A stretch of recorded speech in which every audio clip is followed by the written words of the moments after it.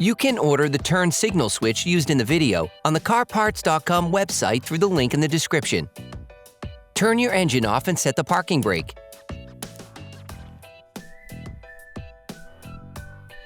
Using a Torx T20 screwdriver, loosen the two screws holding the plastic trim of the steering column.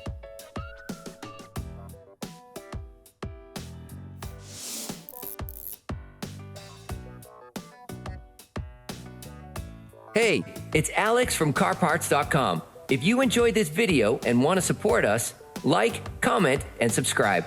Okay, back to work. Using a plastic fork, pry the upper plastic trim so that you can remove it.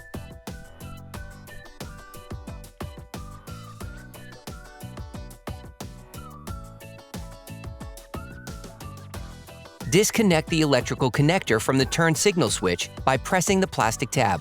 You can now remove the turn signal switch by pressing the locking tab and pulling it upwards.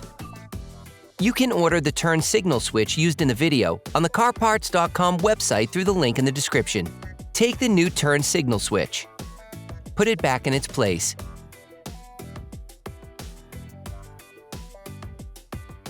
Then, reconnect it.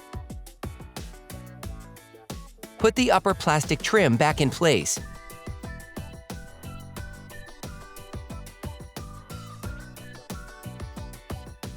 If you want to know which tools and parts we use in this video, just check the description and you'll find everything you need.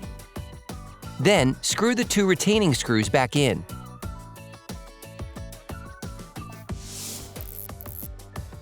You can now test your turn signal switch.